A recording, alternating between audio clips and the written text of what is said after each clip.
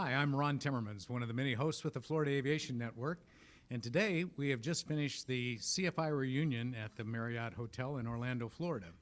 We had nearly 30 years of CFIs that gathered here for lunch today and to be recognized for their contributions to aviation and for their being selected as the CFI of the Year for various years between 1990 and 2023. And with me also today is Mr. Bob Raskey, who recently was named the 2023 CFI of the Year. Bob, welcome, and it's good to have you here and good to see you once again.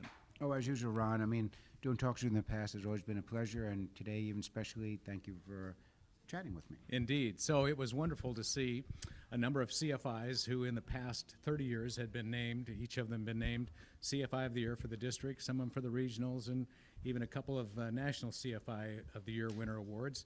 And it was a great reunion. Some of them hadn't seen each other for 5, 10, 15, maybe even 20 or 30 years. And a few of them weren't here today, but we recognized them as well, and that was great. But the real outstanding thing today was to see you get an award as the CFI of the Year, a very well-deserved award.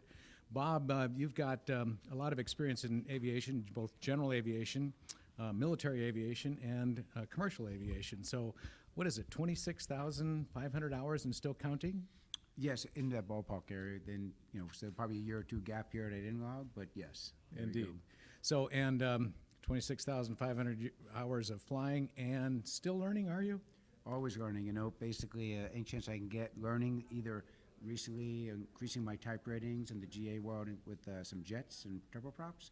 So as we learn, we keep growing, so continuing. Indeed. So it wasn't but a couple months ago I was returning in our Bonanza into the Orlando Executive Airport, and while en route somewhere around Ocala, I believe, I heard ATC call out traffic to me, and it was a CJ. No, it's actually the ATC controller was calling out traffic to you in a CJ3, and he was calling out me as the traffic. And so I heard your voice in the radio, and I recognized it, and so I talked with the controller, and I said, so where is that traffic relative to me? And so it was far enough away, there was no safety issue in it all, but it was nice to see that you and I were up flying about the same time, both learning about aviation.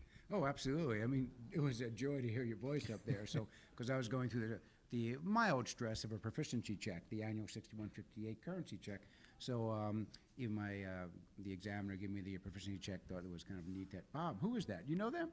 So it was a classic moment of hearing you. It was. It's a small world in aviation, whether you're on the ground talking with other aviators or up in the air talking with other aviators as well. So Bob, you had a number of years that you were in the Air Force. Are you still in the reserves, or are you finished with that now? Retired about 8-9 years ago, Lieutenant Colonel from the reserves. At the last unit I was in was Patrick Air Force Base in the HC-130 Search and Rescue Unit. So officially retired now. Very good. Well, congratulations, and thank you very much for your service to our country in the Air Force.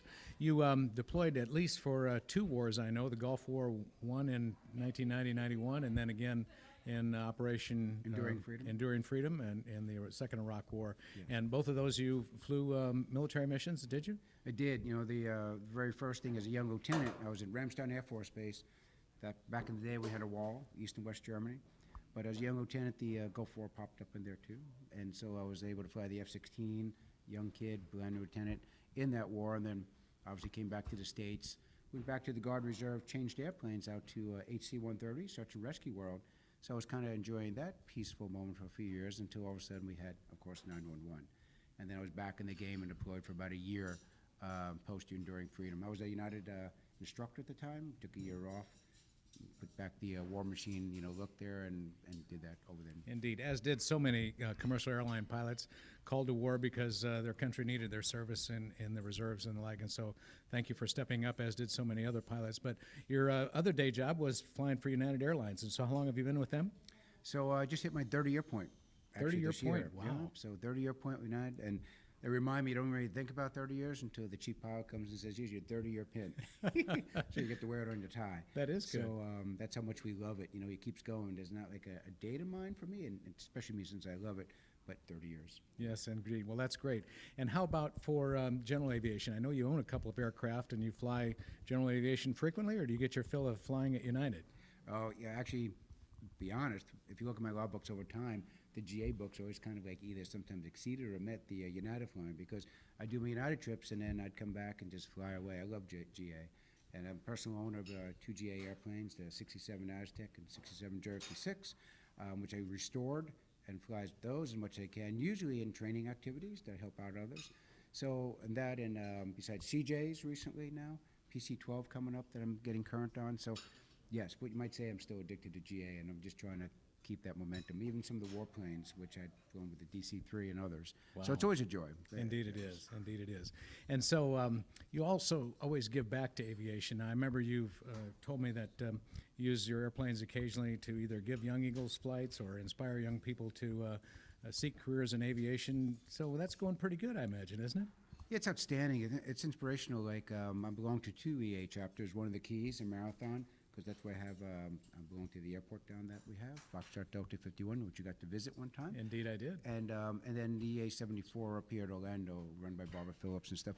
So supporting EAA chapters, I'm an EAA member, of course, is always amazing, because the inspirational part of it is just the look of joy on these young kids and their first time flying, flight planning, and more so the look in their eyes that, wow, you really believe in me, that I could do this? And that sets them forward on a new pathway. So as often as I can, I supply my airplanes. And if I can't, I'll just get friends of mine who are pilots, give them the keys to the planes, and go out there and take them up.